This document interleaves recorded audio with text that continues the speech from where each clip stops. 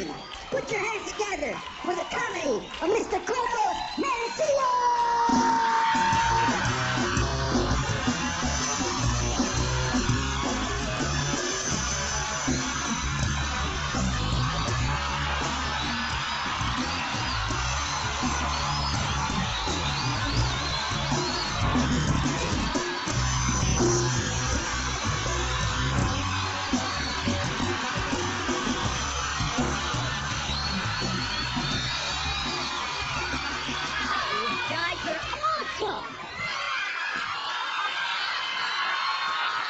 I love your attitude. I really do. This is what I'm talking about. This is what America needs. We need to be happy again. Too many people out there are like unhappy, and I don't know what that's like, because I was born in another country, and I see America way different than the majority of people. So before I even get started, let me just give you a perspective that's mine. I've been to a lot of other countries, and I want to say this straight up.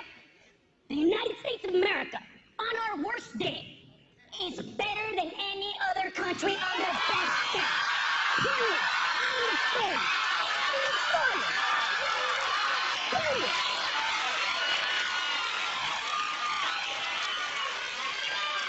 It's true. My friend the other day goes, my life sucks. I have a 1982 Nissan Sentra. You got a car, bitch? That's not suck. Suck is when you live in Venezuela and you see a guy that has a donkey with 3 legs and you look at that guy and you're like, man, if only I had a 3-legged donkey. I will give people a ride in a circle in my donkey. Are you in your mind? If you think America sucks, that's because you've never been to Guatemala.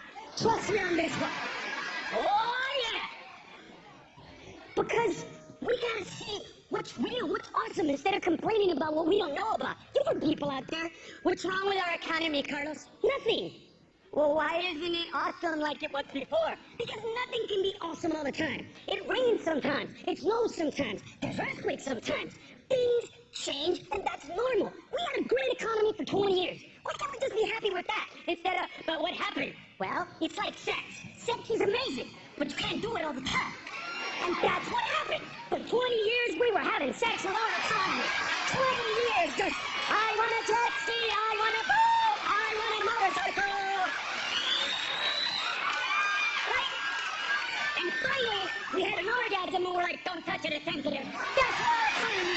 It's right there. It's fragile. It's fragile. It's fragile. You want to buy a car, don't touch it, it's sensitive. How's your credit? Don't touch it, it's sensitive.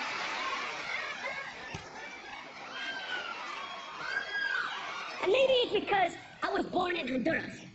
That, my friends are like, dude, why do you love America so much? Because if I was in Honduras, I'd be the funniest man milking a cow. That would suck. I'd be on, hey, anybody want to hear a job?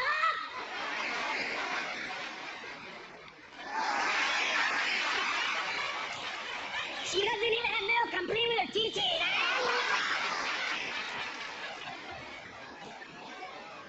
Because it's the subtle things, you understand that? It's not the big things that we take for granted. It's the subtle things. And that's what you gotta worry about. The subtle things. The little things. A friend of mine loves Bush, hates Obama. My other friend loves Obama, hates Bush. They were arguing the other day. Obama's an idiot, he ruined everything. What are you talking about, dumbass? Obama's fixing everything that Bush ruined. Hey, Carlos, what do you think? I think that we should just be happy that we have a president that's in office. What the hell is that supposed to mean? Well, I'm from Honduras, and that's where last year the president just disappeared.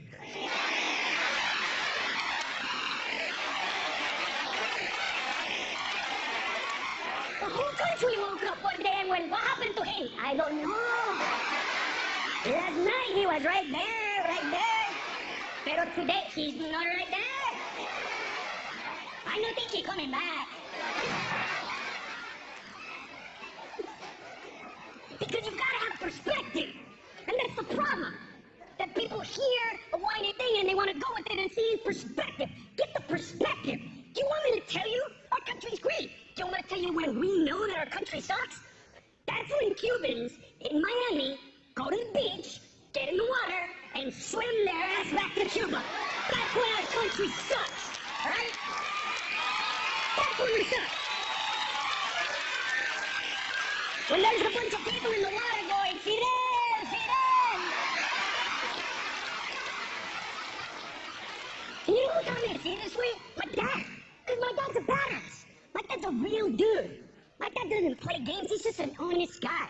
You know what I mean? First of all, my dad was born in Honduras, orphaned at the age of 4, okay? The man worked for money since he was 6. The dude didn't wear shoes till he was 12.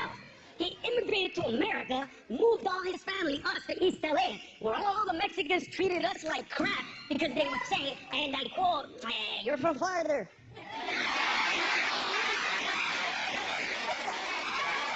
But I have papers, bitch! I win!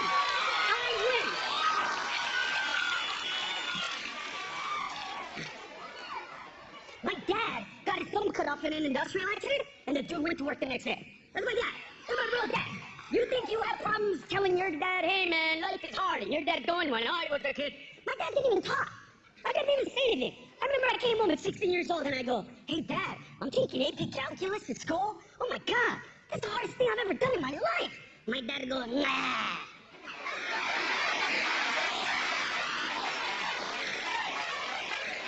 Why you gotta be an asshole, Dad? Oh my God, here's a real one. You can follow my Twitter feed and it's real. I lost my voice in Memphis, Tennessee, all right? About 10 months ago. I'm freaking out. Because as you know, my voice is all I got. This face is doing nothing for my career. Right? And some of you are like, no, let's be real, I get it. Hot chicks come up to me all the time. And they're like, oh my God, you are so funny. I almost came at a time. And then they just leave. So this face is doing nothing for me. I'm like a stripper when they turn the lights on. Oh my God! So I'm freaking out, right? I'm in the car freaking out. My dad calls me up. Hey, what's going on? I heard something happened to you. I go, Dad, I lost my voice. I can't talk. And I have 2 shows tonight. And I don't want to cancel. But I don't want to do because the doctor said he's going to give me a steroid shot and a cortisone shot right in my throat. And remember when I was 10 and I got bit by the dog with rabies and they gave me the 14 shots around my stomach? I'm scared, Mommy. I don't know what to do. And my dad goes, I know it must be hard. It must be hard. I can't. He said, as hard as not having a thumb, pussy. Because I can't even hold the microphone. Mira nomás, mira, mira nomás. I can't even hold the mira, mira. I can't even pleasure your mom. I don't have a trigger for the gun. I don't have it. I have to go like that, and then like that, and then like that, and then like that. And if she wants me to play with both, I have to do that. That's how I feel for your mom. Thanks, Dad. You guys laugh. He really said stuff like that. The dude is a perv. My parents had 18 kids. They talk about banging all the time. I remember I was like 6 years old, and my dad's walking up the stairs, and he stops and he goes, hey, don't come upstairs. I'm gonna your mom.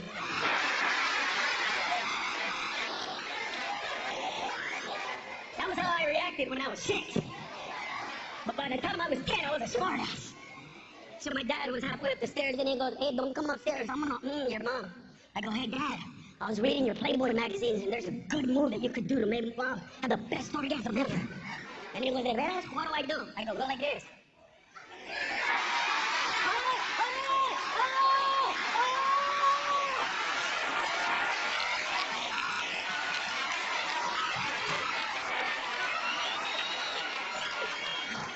But he laughed. Because my dad's cool with laughter. My dad's like real like that. And what my dad taught me as a kid was, if you're real and you're honest, it'll cut through the BS. Just stick to it. Right now, I'm going to tell you a story. Every man in this room is going to want to laugh. But the majority of you won't. Because you're slaves to the lies that you've told before, and now you can't deviate from it. Right? Seriously, here's what happened. Right? I'm 4 years old. First lesson in be real to the extreme. I'm walking by my mom and dad's bedroom. I stop. I look in. My mom looks at my dad and goes, oh yeah, do I look fat in this dress? And my dad goes, don't be stupid. You look fat in everything. See, look at all the guys. Yeah.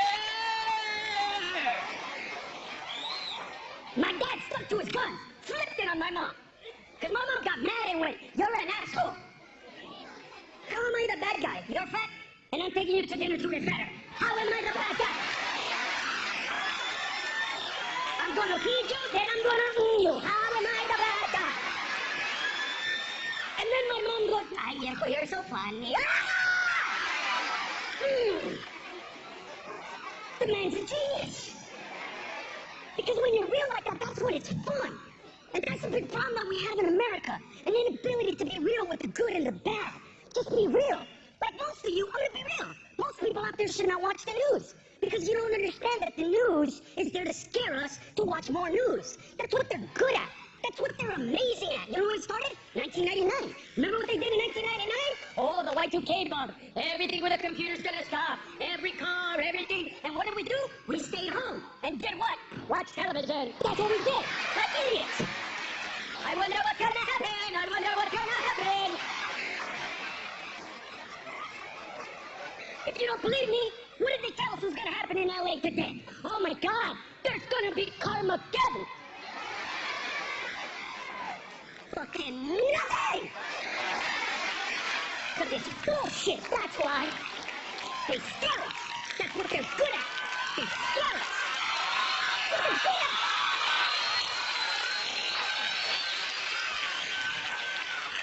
at. Remember last year? What was a scare last year? The BP oil spill. Remember the words that they were using? It's catastrophic. It's cataclysmic. It's apocalyptic. This ecosystem will never recover. It will take decades, if not centuries, to find the oil. The other day, me and my 4.5-year-old son Luke were watching television. They went all over the Gulf Coast and took samples. They couldn't find any oil. And they're like, I don't know why we can't find the oil. And my son yells out, that's because there's a lot of water in the ocean.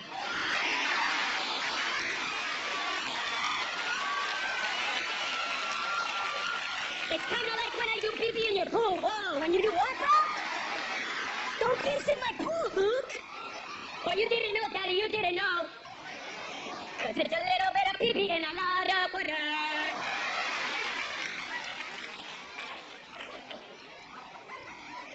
You know what else I hate about this? You notice that no matter what happens, the only time we're all Americans is after September 11th, or after we kill Osama bin Laden. Any other time, it's what? Are you on the East Coast? Are you on the West Coast? Are you on the right? Are you on the left? Are you in a red state? Are you in a blue state? This is all crap. I want you to know that. But people believe it. I was in Cleveland, Ohio. This guy goes, hey, I just want you to know that I love your comedy, but you should be careful what you say. This is a red state. And I'm like, no. This is an American state. He goes, oh no, it's a red state, and there's a difference. I'm like, really? So you're telling me that if Ahmed, the terrorist, strapped to a bomb, walks in here right now and goes, look at me, you American Satan pig. You kill Osama bin Laden, and I am here to kill you. Prepare to die and meet the death, for I am the bringer of hell. Hey, this is a red state. Oh my God, I almost killed you. Are you serious? You're kidding me. Really? No! Rakim! Salaka magsalaka salaka! Red state!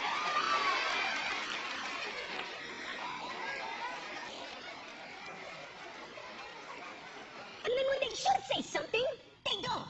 Because it's politically incorrect. I don't care about political correctness. Some jokes even aren't about race as much as they are about melanin content. Here's one example. I'm watching the news the other day, and the President of the United States, Barack Obama, and some of you might have seen this, went in the water in the Gulf Coast to show us that there's no oil in the Gulf Coast. Beautiful sentiment, but I'm at home going, isn't anybody going to mention that the President just might be the wrong race for that specific job? Think about it. Think about it. Did we seriously send a black guy in the water to show us there's no black oil? Really? Wouldn't go in ashy and come out shiny? Is that how we figured this out? Don't we have a white vice president? Hey, Biden, get your ass in the water! We need the contrast, bro. If we ever have a milk spill, the president will be perfect.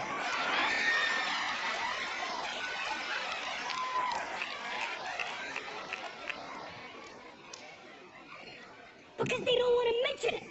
The other day, somebody was talking about immigration on the news, okay? That's good. Talk about it. But it's always on the right or on the left, right? So right now, I'm in a legal battle with one of the news networks, right? I'm gonna tell you a story, but I can't tell you what news network it is legally. I can't tell you. What I can tell you is, it starts with a C and it ends with an N.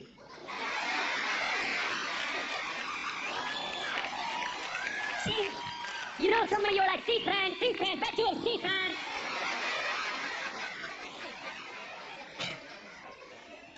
So here's what it is. They call you from these news networks, right? And then they say, hey, which side are you on? Like, what do you mean, which side am I on? And then they throw things at you and you end up having to defend things that you don't believe in because you chose a side as opposed to talking about a subject. So in December, they called me up from this news network and they're like, hey, Carlos, we're doing a panel. We're going to talk about the things that occurred in 2010 and we'd love for you to be a part of it. I said, I would love to. What are we going to talk about? And that's when the guy got all weird on me. He's like, oh, before we get into the subject matter, I want to know, what's your angle? And I'm like, erect. No, where are you coming from? My house. Are these questions? Because I'm gonna kick ass in this interview. And he goes, all right, let me clarify. Are you a Democrat or a Republican? I'm neither. Why not? Because I'm kind of smart and I don't enjoy being half wrong all the fucking time. Why don't you just have the balls to ask me what you really want to ask me? Which is, am I a liberal or a conservative? And he goes, well, are you a liberal or conservative? And I said, yes. See, look at some of you. You're still confusing me. Well, what are we talking about? I am a liberal, and I am a conservative. Are we talking about my daughter? Because if we're talking about my daughter, I'm a staunch conservative that believes in staunch conservative, Judeo-Christian, biblical-based Bible Belt values.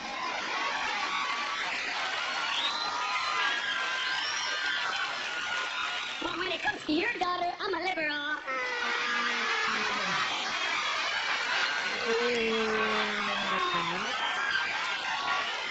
Ta-da!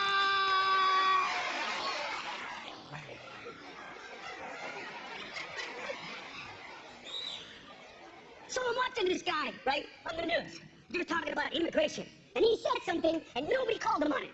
Nobody did. I want to be on that panel. He was a guy who's a legislator in Alabama, and he really said this. He goes, I believe in immigration, but I also believe that people living in the United States of America should make an effort to learn how to speak English without an accent.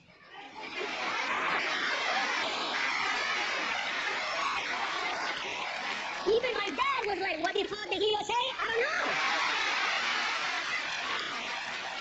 How do you talk smack about how other people speak English when you just got hit by a tornado? Are you kidding me?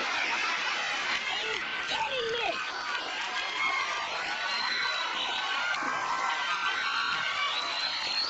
Even Cubans in the water like, that's not just a tornado.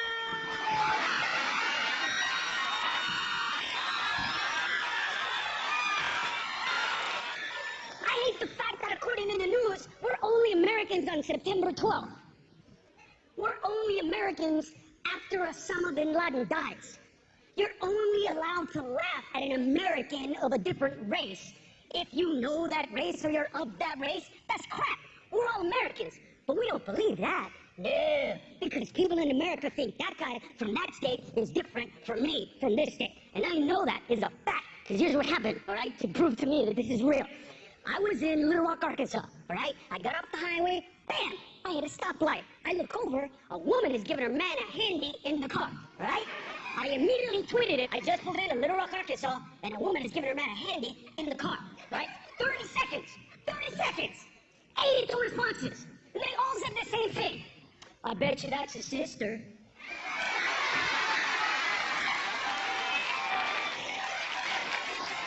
And people have those ideas about me because I'm from California. I was in Birmingham, Alabama. And this guy's like, hey man, I love your show. I was skeptical at first. I had no idea. Your name's Carlos. I thought you were going to come up here and say white people suck and Viva La Raza. You're an American, damn it, I appreciate that. It's like you got an attitude like you're from here, but you ain't from here.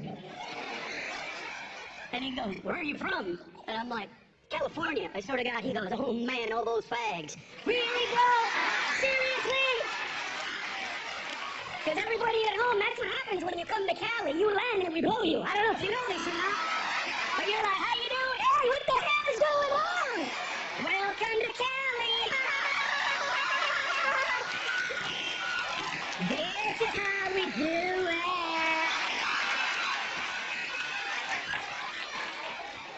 I don't get it. And I don't get the fact that when it comes to immigration, we're not real about this. Look at who we've become. Carlos, immigration is an issue and immigrants are everywhere. How do we get rid of them? Why are they here? First of all, immigration is an American problem. Do you understand that? We created it. We caused it. Not illegals. Yeah, but why are they here? Well, why don't you stop giving them jobs, bitch? That's why they're not. That's it. Stop giving them jobs and they won't stay. It's that simple. But you see how a lot of you are like, it's more complicated than that. And you know why you believe that? Because you watch the news and you see all these people complicating a very simple issue. I'm telling you straight up, no work, no illegals. I have proof, okay? The majority of illegal aliens are from Mexico. Mexico borders the United States of America on the north. But on the south, it actually borders El Salvador and Guatemala. Interestingly enough, neither El Salvador nor Guatemala happen to have fucking immigrants have cover. You know what else they don't have? Work. They don't have work. And you knew at least one Mexican went down and came back to Mexico and went, wow, don't go down there. You ever heard of a Cuban swimming to the Dominican Republic?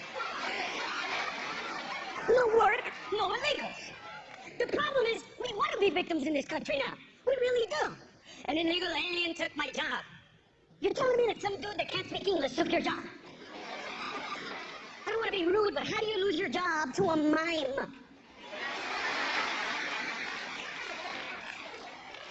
And I speak Spanish, okay? I get it. Because Spanish is required sometimes. And I can't imagine what it's like to be some of you people that don't speak it when you're caught in a situation where you're talking to somebody whose accent is so thick, you just give up and come back later. I understand that. All right? I was on my way to Reno, Nevada, okay? And there's a McDonald's there. And the dude working there, he's an illegal alien, straight up. And I knew this because I drove. Okay, I drove up through the drive-thru and this is exactly what I heard. Welcome to Madonna's.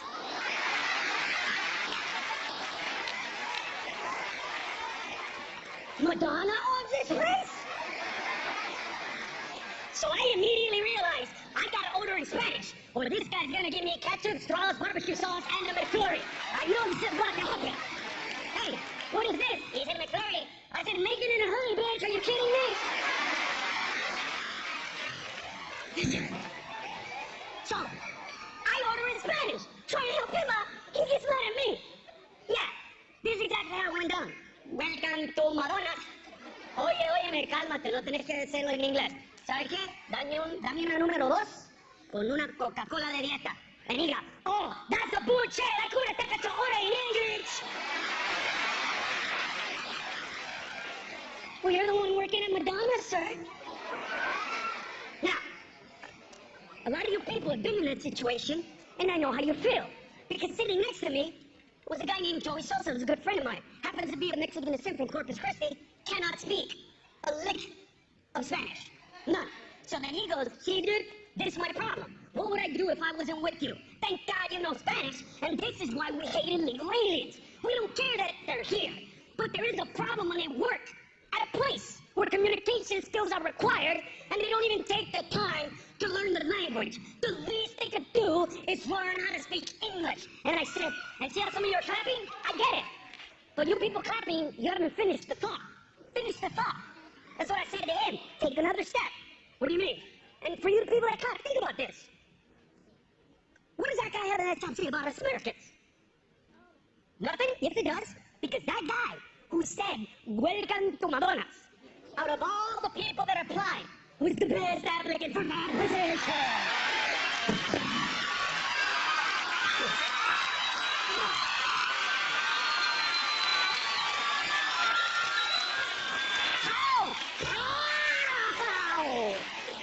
I want to see the other interviews.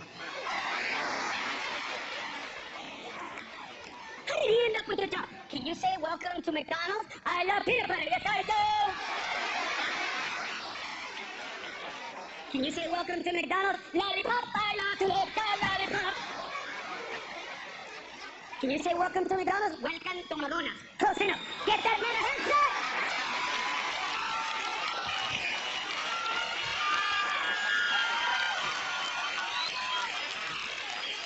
Well, what do?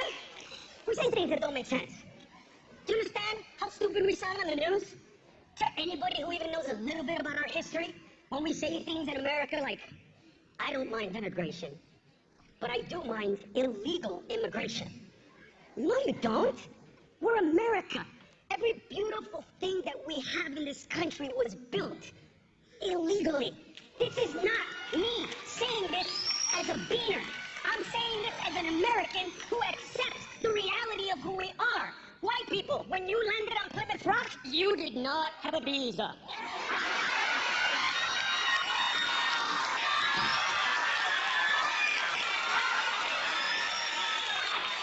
And look, all the immigrants are laughing.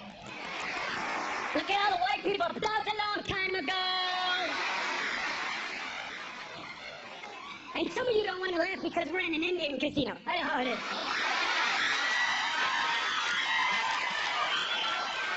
It's okay. All the Indians are like, tell it like it is, Carlos. Tell it like it is. First of all, let's be real. We don't care about Native Americans in this country, okay? And see how some of you are like, yeah, you do. No, you don't. There is not a person in this room that after the show, you walk out of that casino and hit the jackpot. Not one of you bitches would give the money back to Geronimo and apologize for taking his shit. None of you. And you know what? Neither would I. I'd be counting my money like this. 1 little, 2 little, 3 little, 100, 4 little, 5 little, 6 little, 100, 7 little, 8 little, 9 little, 100, 10 little, 100.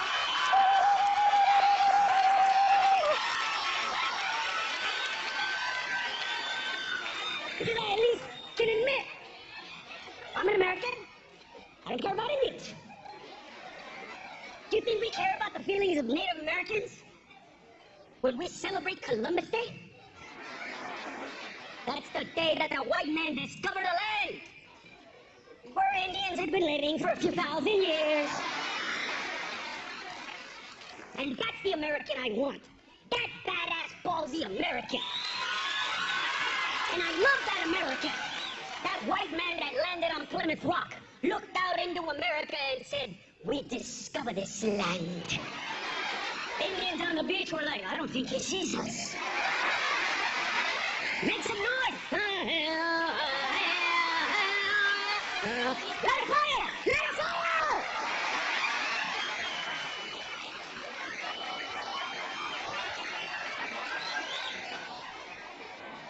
Instead, what do? We do things like create laws that are necessary. We already have the law. Don't hire them. They're not going to be here. But we gotta add laws. Ooh, SB 1070 in Arizona. If you look, act, or sound like an illegal, we're going to ask you for your papers. And I'm not even kidding you. When that law first passed, I got over 1,000 phone calls from people, organizations. You need to help us protest. You need to boycott Arizona. I will do no such thing.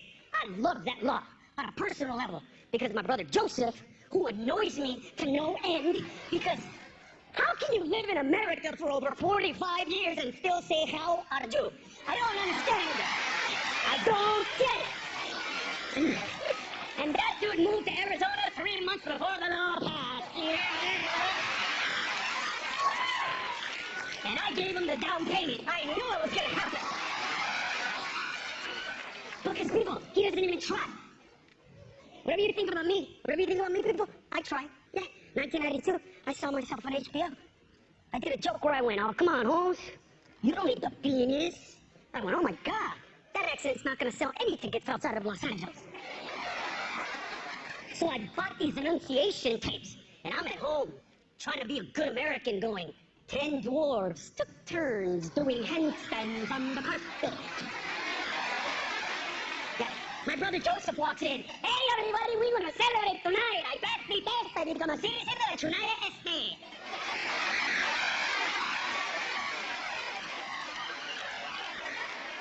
How did you pass the test? Was there not a little portion of this exam? He looked at me right in the face and went, it was easy. Bring it to me in Spanish.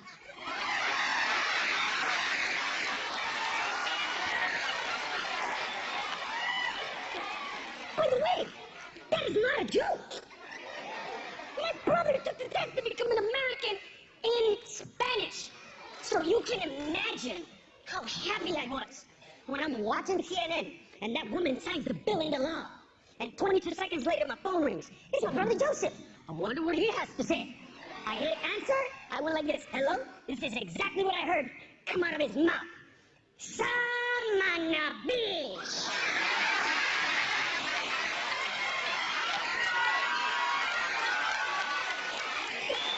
You're not going to ask me for my papers. Ironically, my brother really is an American citizen.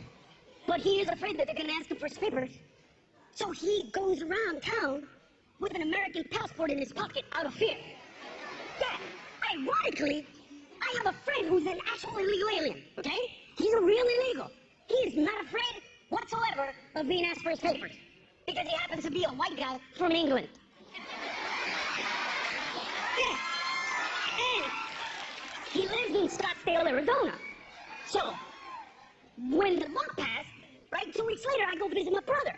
I call my friend, I'm like, you want to have lunch? He says, yes, we're having lunch. I look at him straight in the face and go, hey man, what are you going to do, bro? SB 1070 passed and they're looking for illegals. You going to move out? You going to go to another state? What's going on? In the calmest voice, he looked at me right in the face and went, well, that no is not for me.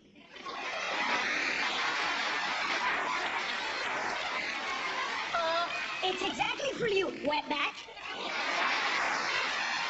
Oh, come on, he's a wetback. Let's get that out of the way. If we're gonna call Mexicans wetbacks, symbolically speaking, for crossing a river that wide and that deep, you cross the Atlantic, bitch. You are a wetback to you. He didn't even laugh. He just looked at me right in the face and went, Carlos, look at me. Do you honestly believe that the police would ever ask me for any papers? No, I don't, you son of a bitch. I hate you! God, I hate the truth. Because at that moment I realized that if him and my brother were to get into an altercation, you know what I mean? And the cops show up and they're like, break it up right now, you're both going to jail. I need to know why this went down. What's your side of the story, sir? All right, officer, I'll tell you what happened. I was walking down the street, minding my own business. Went from on across the street, I had this bloke yell, show your papers. So I came across the street and showed him the same respect he showed me by punching him in the face. That's how this started on my behalf. I understand why you did it, sir. What about you? What's your side of the story? Okay. I'm gonna tell you the truth. Right, show me your papers first, so please. Okay, that's bullshit, that's bullshit! He was talking funny too, okay? He was talking funny too. And sometimes he drive on the wrong side of the street. Ask him about that. Ask him about that. See, look at some of you. What he just said, whatever, let's just move on.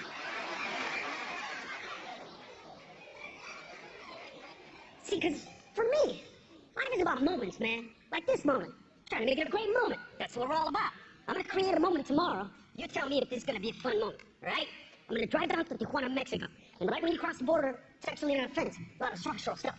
Here's what I'm going to do. I'm going to walk on the Mexican side of the border till it becomes a fence. Then I'm going to climb the fence and straddle it. I'm going to be half and half, pretending to jump over just to get the attention of Border Patrol. And when that Border Patrol car, which is a Ford Explorer white SUV with a green stripe on the side, look at all the mojados he knows. And when that car is right there, you know what I'm going to do? I'm going to hop over and land on American soil. And I just want to see the look on his face when he goes, hey, this is the United States of America. It is a sovereign nation. Shh. I am discovering this land.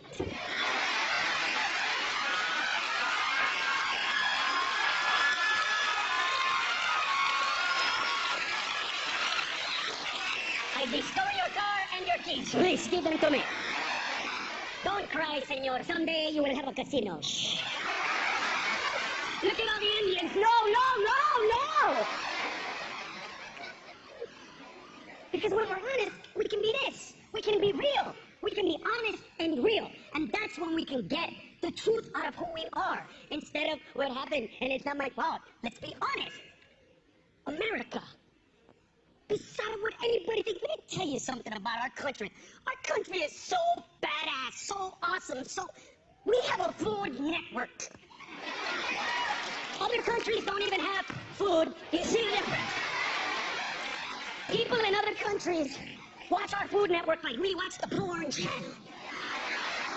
In utter disbelief of what they're seeing. You ever watch porn and you masturbate under protest?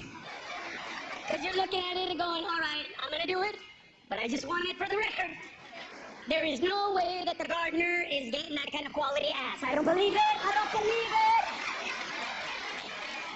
That's what they're doing in other countries. Oh, there cannot be that many pancakes.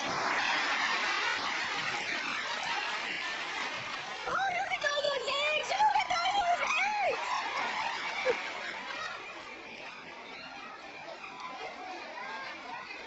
Do you want me to tell you how awesome our country is? And you gotta think about this for a second. Because when I say it, it's not gonna make any sense to you because we have nothing to compare it to. But think about other countries and you'll understand what I'm saying. America is so amazing. We actually have fat, poor people. And look how a lot of you are like, I don't understand why that's funny. Because in other countries, it's not like that. We knew you're poor in Africa because you look like that. Like that with a head.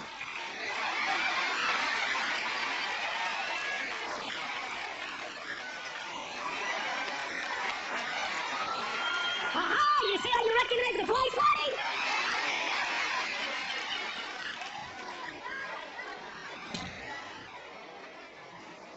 And by the way, I'm not telling you this so you feel guilty about it. I'm not that comedian. Good for you if you're fat. Seriously. You're calorie rich, bitch. Yes. But we need to put it in perspective. Because there's people out there that say stupid things like, well, in other countries, I don't want to hear about other countries. Do you want to tell you why? Because we're Americans, and we're different than every other country. Because we're the crazy people of every other country. Normal Mexicans are in Mexico. Normal white people are in Europe. We're not those people. We are the crazy people. That's why we come up with ideas that nobody else does. We live in a country where a redneck got drunk off his ass, woke up with his robe on backwards, looked at his friend and went, hey, I'm gonna call this a Snuggie and sandwich. What do you think?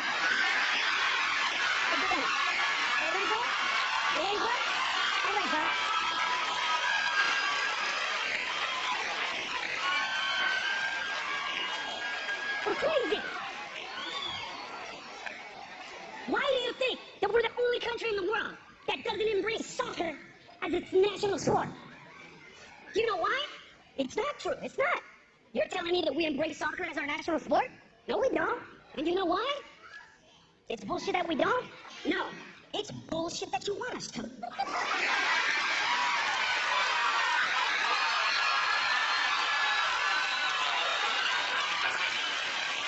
let me tell you what. Because it's not the actual sport itself. See, that's your problem. You like the sport and you want the rest of us to enjoy it. That's not what we hate. Because football is just an evolved... It's actually called football everywhere else except for here. Basketball is just soccer with hoops. Hockey is just soccer with ice on sticks. So why is it that we like those sports but not soccer? And you want me to tell you why? Because we're America, and we believe in winning and losing, but we do not believe in mediocrity. And what we hate about soccer is a tie. That's what we hate about soccer. No tie. We don't like it. No tie. Could you imagine what would happen if you went to a baseball game and at the end of 9 innings, it's time and everybody starts walking off the field? You'd be like, whoa, what's going on here? The game is over. Nothing is over! I paid $42 for 2 beers and nachos. You will get the fuck back on the field now! Get up! Now! There will be a winner and a loser! That's what we hate. And for all the intelligent people in here who think I just went to a visceral joke to get a visceral reaction, fine, I'll talk to you.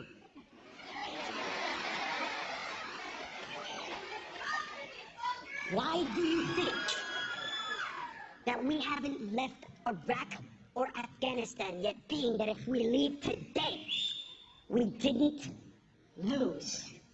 You want me to tell you why? Because we didn't win either. That's why. Because we believe in winning. And when we leave Iraq and we leave Afghanistan, the world will know that we won. Because Vietnam left a taste of ass in our mouth that we never want again. We will win. And you know what happened? A lot of people forgot about that. A lot of people thought we're really politically correct America who doesn't tell gay jokes. No, that's not who we really are. America is really a country that when we say we're gonna do something, we do it, even if it takes us 10 years. I guarantee you, Osama bin Laden was chilling, thinking the same thing. Oh, the American people forgot about me 10 years. They're not even looking. Knock, knock. Who's there? Oh, who's there? Oh, America. Oh, yeah. Oh, yeah.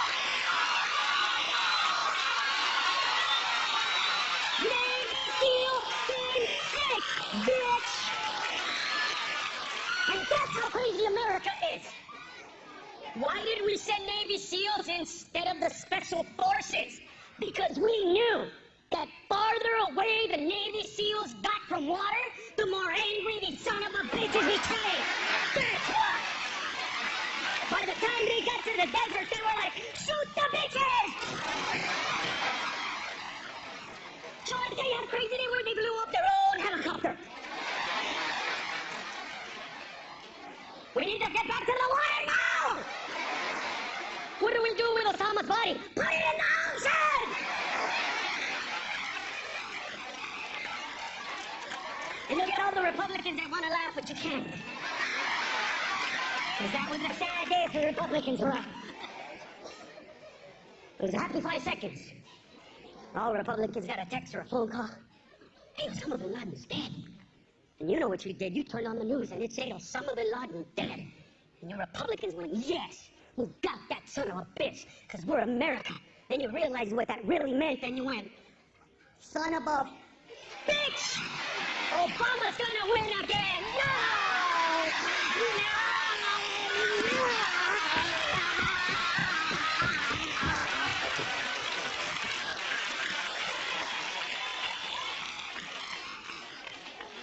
And you know somewhere Bush was going, I thought he was in a cave.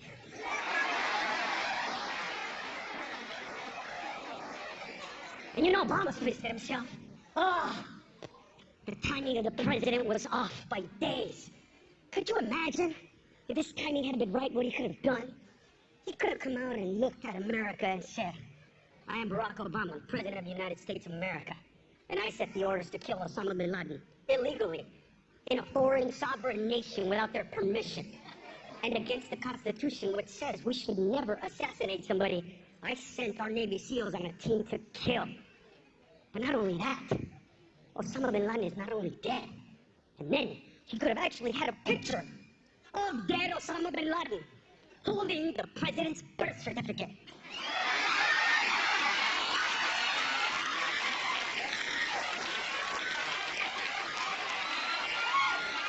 That would have been the bomb! Oh my God, at that point, he wouldn't have even had to talk. He would have just whipped it out and walked away.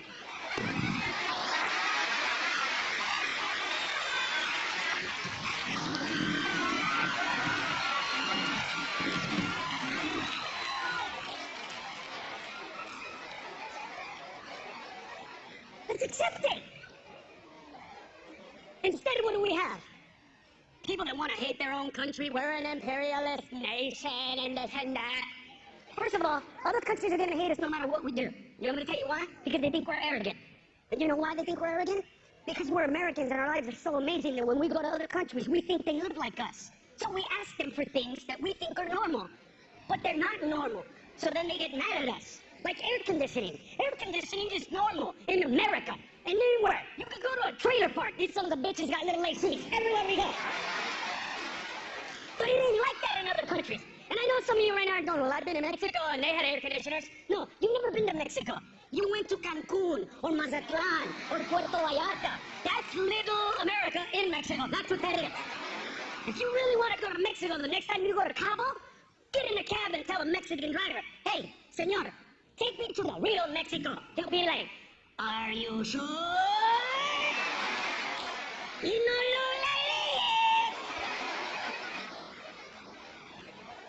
I wanted to go to Jamaica. My friend's like, don't go to the regular Jamaica. Go to the real Jamaica, where we go. My stupid ass, I'm gonna go to the real Jamaica, dumbass. I get there, and it's hot as balls. And I'm trying really hard not to be that American that goes and complains. But let me tell you what happened. A bead of sweat developed right here on the top of my head. And it rolled down, and it got bigger, and it rolled down and down. And when it hit my asshole, I went, that's enough. That is enough. No. I went to the front desk and I'm like, seriously? This is not a joke. I don't care how much money it costs. I want the room with an air conditioner. The guy laughed in my face.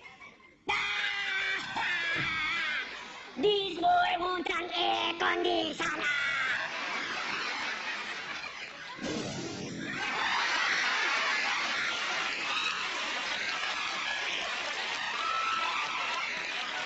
Did you feel the breeze?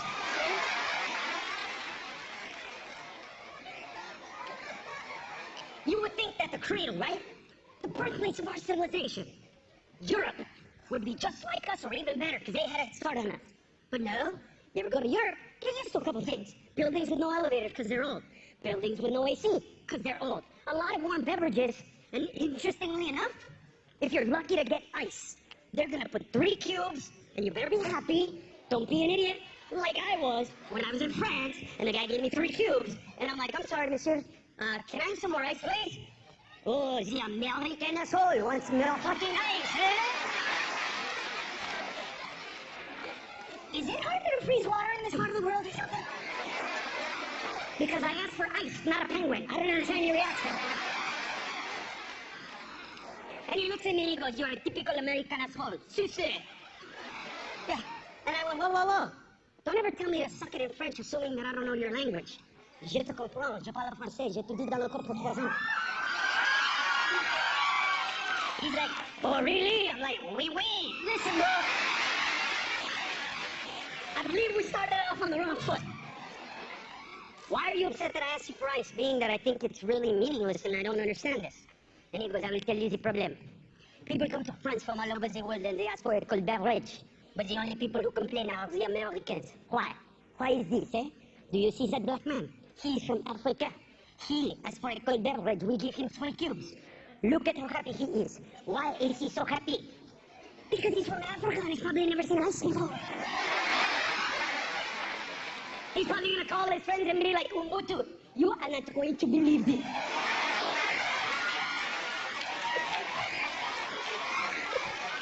They froze water! Like a rock, like a rock!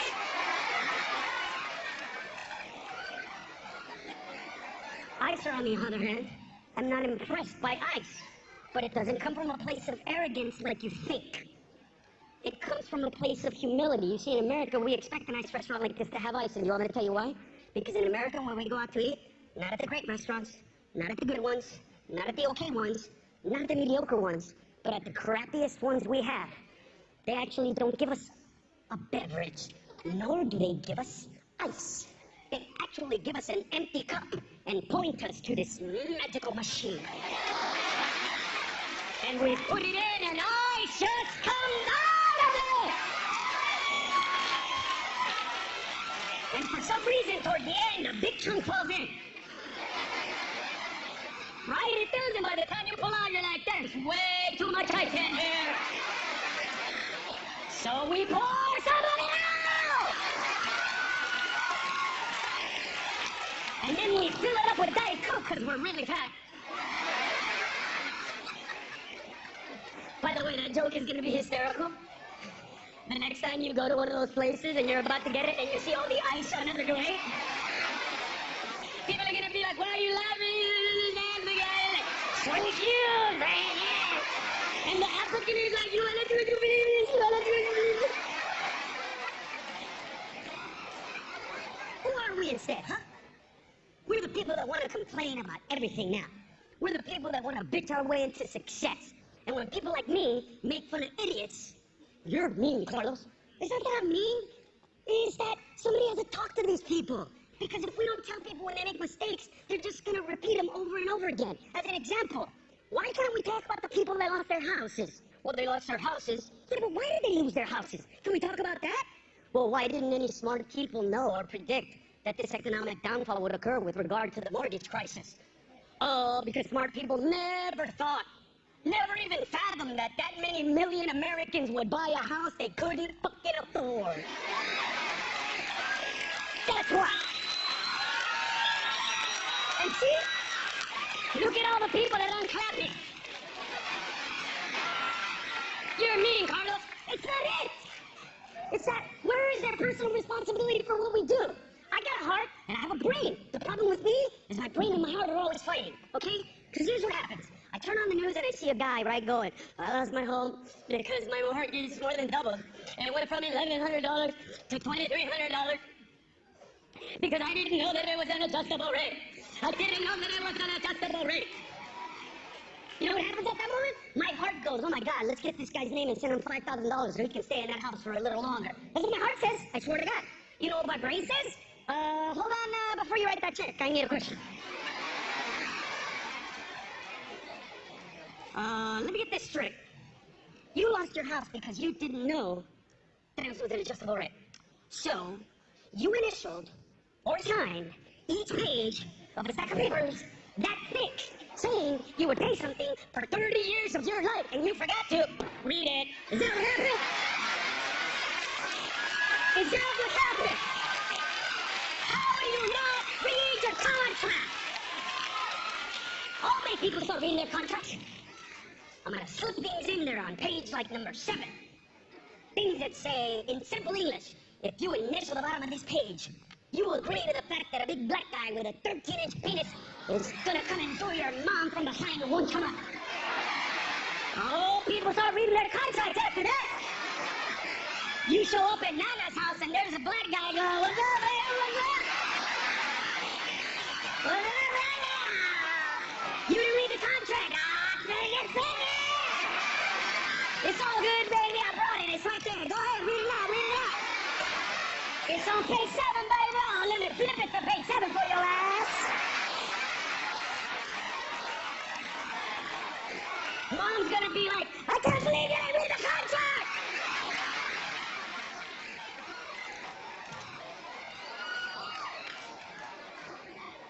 Everybody's become a victim. It's not my fault. It's not my fault. We're making diseases out of choices now.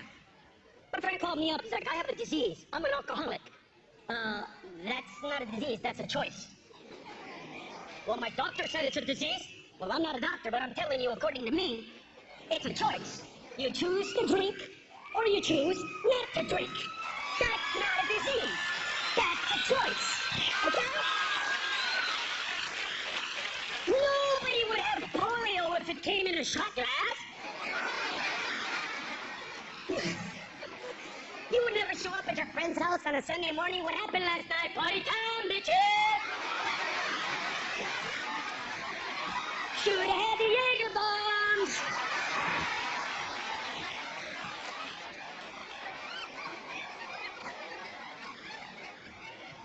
And look at me. I do feel sorry for people. There are people that I really feel sorry for. I feel sorry for Mexicans with thick mustaches that look like Saddam Hussein at the Air Force security. You know he gets checked every time he flies. I'm sorry, sir, random security check. He's speaking Spanish. Hijo de tu puta madre. Yo no soy, cabrón! I am not the guy you're looking for. You're looking for la la la la la la la. But I am la la la la la la bamba. You see the difference?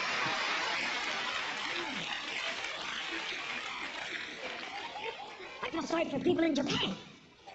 Yeah. Joplin get hit by one tornado. Freaking out. He got hit by 3 disasters in a row. A trifecta of terror. You know people in Japan are looking up to the heavens, talking to God, going, okay, we have to have a very serious conversation. Something happening down here. I don't know if you know or not. The universe is a huge place. Maybe you're on the other side. I don't know this. But I want to tell you other perspectives so you understand, okay? Okay. First, we get hit by a giant earthquake. As horrible as this was, this is Japan. We are in Ireland that happens to be situated on a fortnight. We understand this, okay? We expect this to happen. We know where we live. We have no problem, okay? Then we get hit by a tsunami. Again, we are in Ireland surrounded by water on a fortnight. This is expected. We understand this. We accepted this. We have no problem with those two, okay? Then we get hit by a nuclear disaster. What the fuck?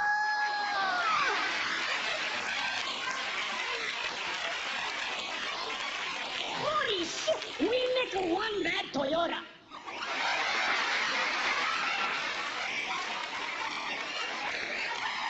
And you do this?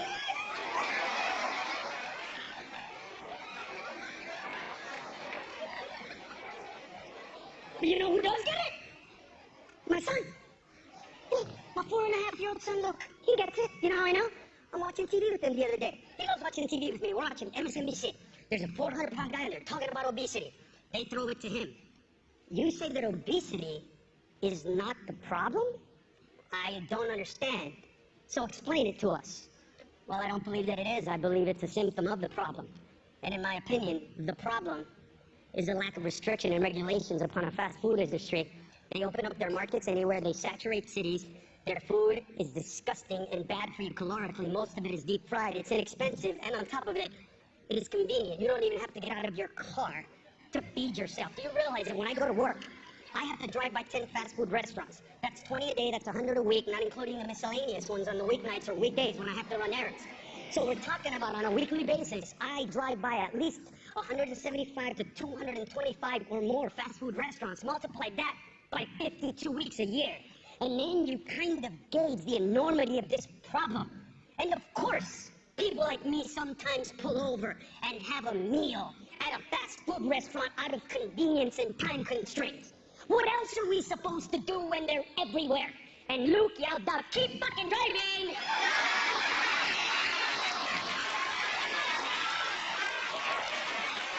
Yeah, buy a Toyota, bitch, it won't stop.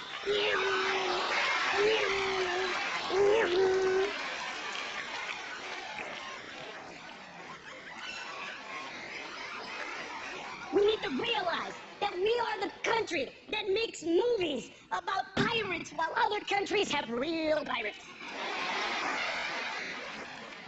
And that's the news again. Make it appear that it is. Pirates off the coast of Africa. You mean Skinny Star in Somalians? They're pirates. They're not pirates. First of all, in order to be a pirate, you have to have a pirate ship, okay? A ship. Not a 12-foot pontoon dinghy with air sides and a 25 outboard horsepower Evan Rude. No. If having a 12-footer makes you a pirate, there's at least 10 rednecks and 30 mojados in here going, "Well, I'm a pirate too." I didn't know I was a pirate. Arr! Arr! I am a pirate!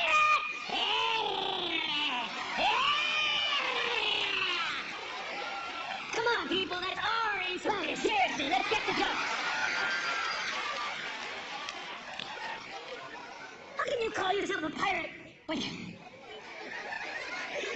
in the middle of the ocean going, "Bah, bah, bah, bah, bah, bah, bah, bah.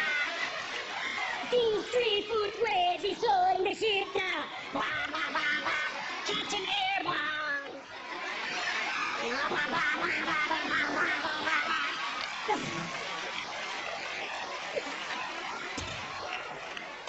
How can you call yourself a pirate when you have to put air in your ship?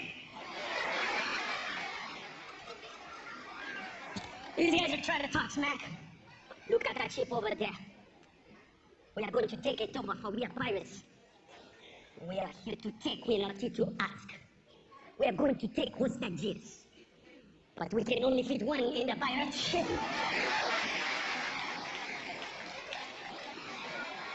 But before we set sail, we must prepare the pirate ship. Let's do this. We are pirates!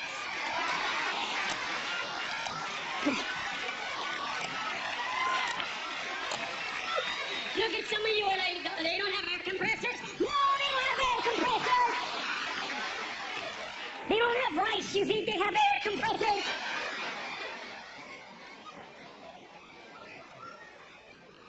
And you gotta ask yourself this question with regard to that joke. Is that joke over $20 million of funny? Because that's how much it cost America for me to tell that joke. Because, of course, what did they do in the news that I told you? Exacerbated the situation. Pirates off the coast of Africa commandeered an American vessel. They took a hostage, which happens to be the captain, who is an American citizen. How will America react? $20 million worth, baby. Yeah. We send 2 fully armed naval battleship frigate destroyers with laser-guided missiles, Sidewinder missiles, heat-seeking missiles, Tomahawk missiles, 50mm cannons, over 7,000 troops, over 10,000 M4s, over 18,000 grenades, over 36 snipers, and over 18 of those huge cannons. All of that armada and artillery to deal with 6 skinny, starving, licorice lollipop-looking, emaciated Africans on a... President Mencia would have saved us all that money. I would have sent one American that can throw a dart really far.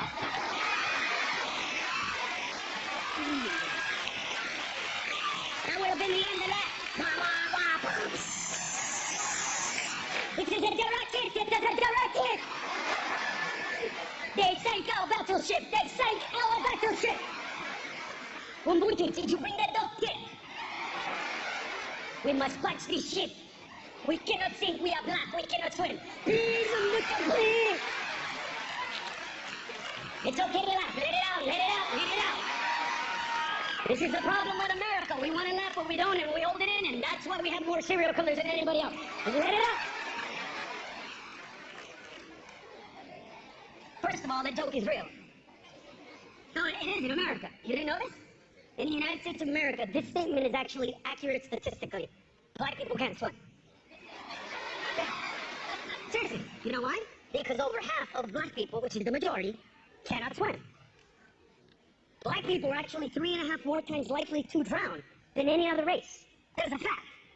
What I find astounding is right now that I said that fact, look at all the white Americans going, what? Black people can't swim? Is it genetic, Carlos? What is it? Oh, come on, Cracker. You know why they can't swim. Look at you. I don't know why. I don't know. Maybe it's because back in the day, when they wanted to get in the pool, you didn't let them. They didn't let them get swim. Oh! Yeah. Remember that sign, white people? No diving, no running, no niggers. Remember that sign? We didn't let him in the pool. Hey, hey, hey. Get the hell out of my pool, boy. Don't turn it into Great Kool-Aid. We pulled out a gun and chased them away. Now, ironically, black people run really fast, but they can't swim worth a damn.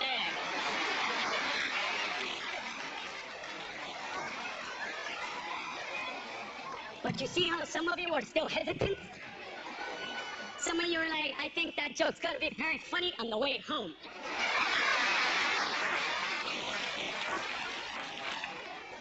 And here's the weird part. People think that I'll just say anything. That's not true. I censor myself all the time. Like the first time I saw Barack Obama, I had a thought. And I immediately went, I can't say that, man. People are going to misconstrue what I'm saying, take it the wrong way, and use it in a way that I do not want anybody to use my words. I am not going to do it. But you know what I did? I went to a Catholic church in East LA called Our Lady of Soledad on the corner of 4th and Cesar Chavez. I walked in, I lit a candle to the Virgen Maria de Guadalupe, and I said, Virgen, I make people laugh for a living. I deserve one thing in my life, and this is what I want. I want the black guy to become president. I don't care about his politics. Him winning, whether he sucks or not, is good for the country because it breaks a barrier. But I'm not gonna lie to you, more importantly, there's a joke that I really want to tell. And I can't tell it unless he becomes president. And she made my wish come true. And now I can say that Barack Obama looks like Curious fucking George. I said it.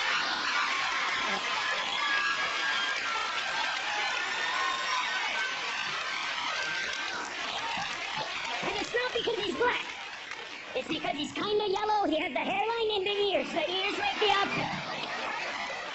All right, some of you people aren't laughing. Close your eyes. Close your eyes! What would you do if Barack Obama walked onto this stage, followed by Vice President Joseph Biden, who is wearing a yellow trench coat? You would laugh your ass off.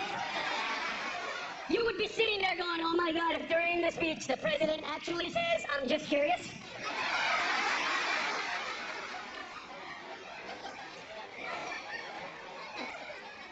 I love doing racial jokes. Love it. And it's not because I like messing with other people. It's because I see the unity in racial jokes that a lot of people don't see. Because this woman approached me, she's like, it's disgusting and abhorrent that you tell those jokes, and I don't even understand why people laugh. And I said, well, because we view them differently than you do. And she said, you're just making fun of people. I said, no. See, when I tell a racial joke about anything and people laugh, it's an affirmation that they know who I'm talking about. And they know who I'm talking about because they know what I'm talking about. Because we live amongst each other to the point where our idiosyncratic behavior is known to all of us because the tapestry of America isn't black, isn't white, isn't Hispanic. It is every possible living type of human being. You do realize that we're the only country that can do jokes about anybody else, and we understand what that means. You do get that. You do understand, all right? But if I went to Sweden and did a joke about how Mexicans cut grass over there, they'd be like, a flirty-dirty, never heard it. They wouldn't know what I'm talking about, okay? If I went to Japan and told them black people have bigger penises, they'd be like, seriously? Is this true? Over one Toyota? This is ridiculous.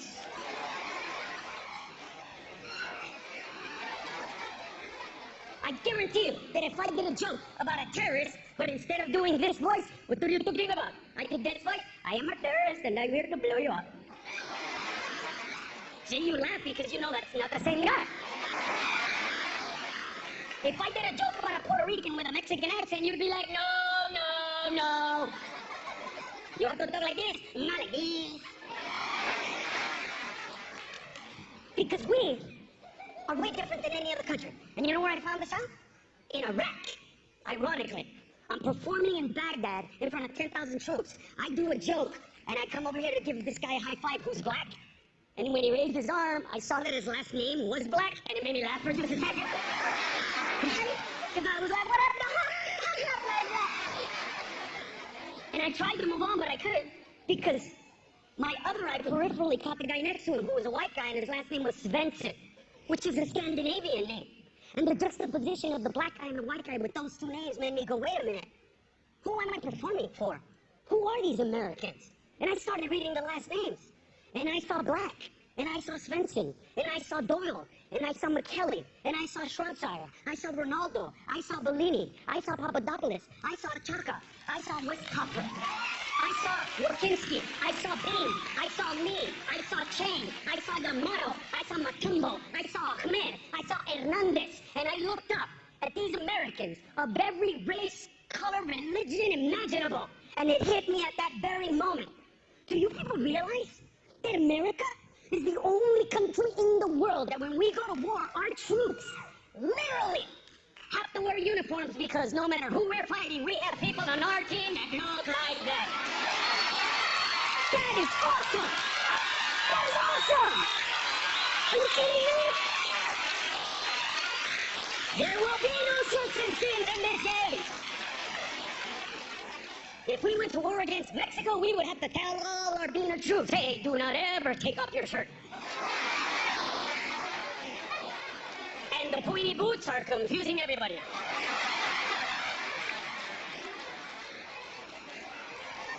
But you want me to tell you what's even better? What makes us great is when we come together as a race, no matter what. We're good at it when we come together. That's when we're the best. That's why we always kick ass in the Summer Olympics.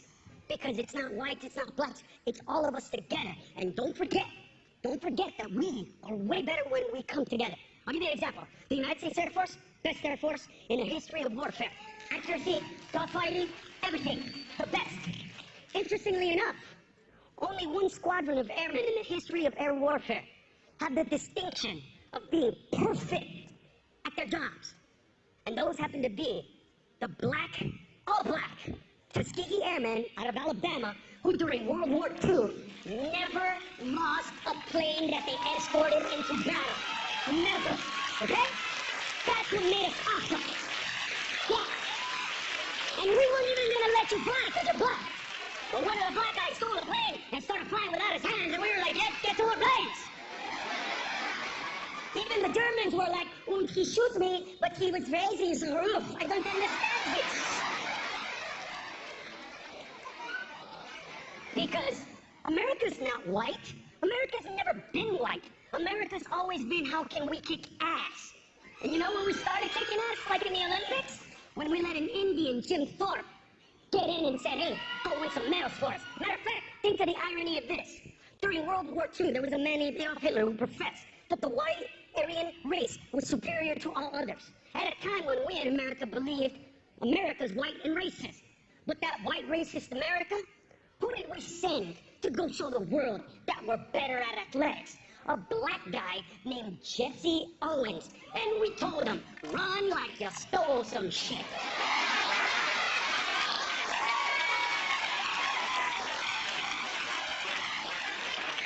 Now, ironically, as good as we've been in the Summer Olympics, we've never been great at the Winter Olympics.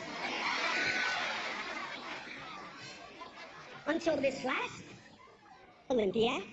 Did you know that this last Winter Olympiad, the United States of America, if I'm not mistaken, for the first time in the history of the Winter Olympics, got more medals than any other country? But it is not because white people got better. It is because we allowed non-whites in who got a lot of medals for us. Without Apollo Uno's Asian ass, we ain't going over the top.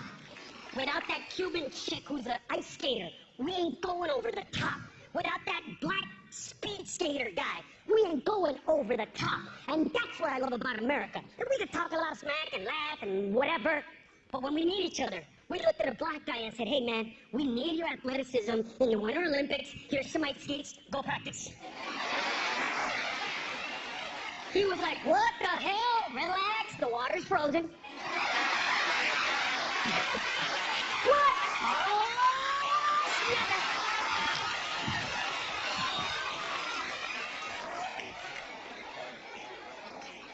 do you see how funny it is to laugh at this stuff? And here's the weird part. Like, people look at me and they're like, man, you go too far with this stuff. I just want you to understand that I really do try to censor myself.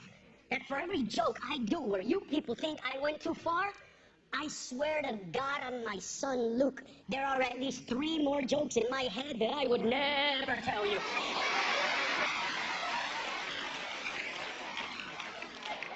The problem with me is I grew up in East LA. And what people don't understand is when you grow up in the projects, simple things are life and death. If somebody comes up to you and says, hey man, where are you from? You answer that question. Not where I grew up. Because if you answer the wrong question, you might be in Arizona territory, or White Fence territory, or the Rock territory. You don't know who that is. So you gotta swell up. You gotta be ghetto. You gotta be badass. So when somebody came up to me and said, where you from? Where you from, puto? Fuck you. You got a problem? Let's do it, cabrón, afuera. But don't be talking shit unless you're ready to fucking throw down, bitch. And by the way, you see all the ghetto people are like, yeah! And that's my problem. I live in Encino. I don't need that crap anymore. The problem is, I still have it in me. And I hate that guy. Ghetto Carlos gets me in trouble all the time. I don't like him. And I'm trying to get rid of him, but I can't. And the other day, he almost got me killed. I'll tell you what happened. I did a show just like this. And I leave the club at at the end of the night, this black guy comes up to me as I'm walking out the back. Yo, man, you and me need to talk about what you said about Barack Obama, know what I'm saying? And I was like, no, but I'm hoping that you'll clarify during further conversation.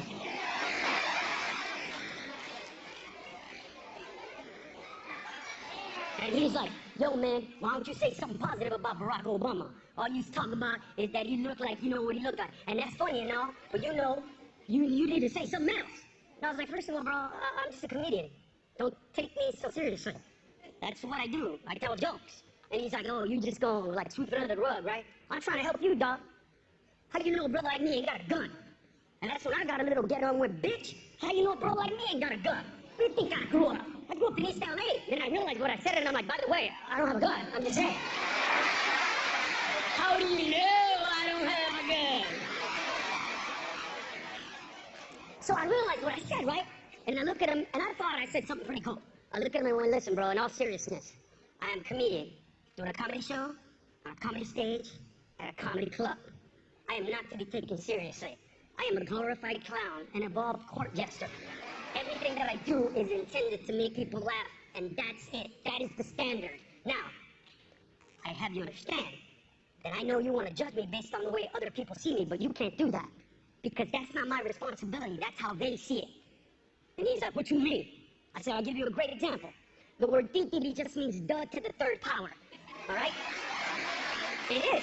The word titiri is when you leave here, you're going to see a couple that you've never met in your whole life.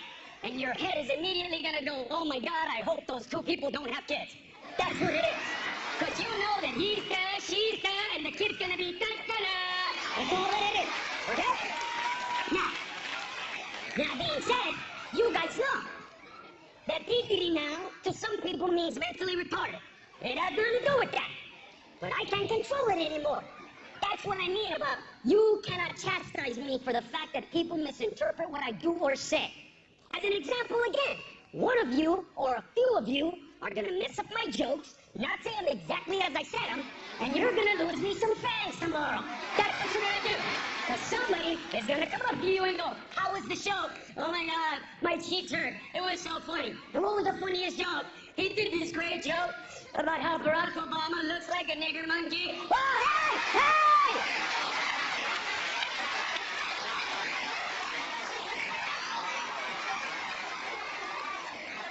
I said he looks like a cartoon character.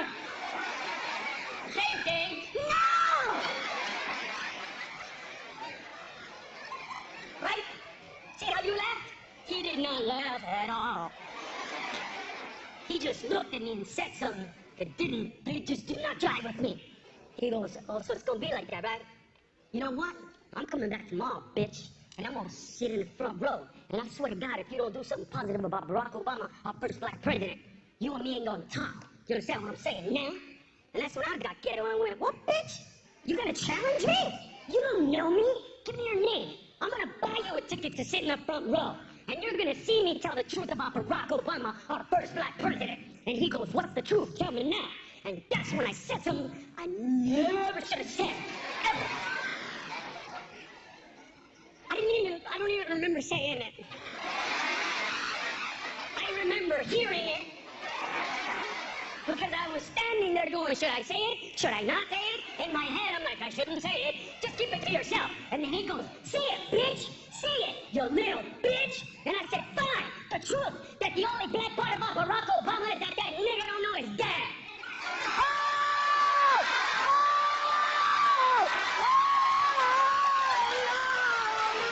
Oh my God. Please don't shoot me. Please don't shoot me. Please don't shoot me. Please don't shoot me. I turned around and he was like, oh, nigga, that's real. You should have said that on stage. Because that's what I do. I hope you enjoy it, but I'm always going to be that way. Whatever my reality is, I keep it real. I hope you enjoy the reality and humor tonight. You are the best audience ever. Thank you. Good night, everybody.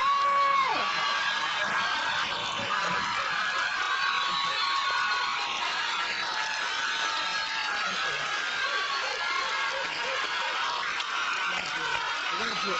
Love you. Love you. Toma. Toma. Gracias. Gracias.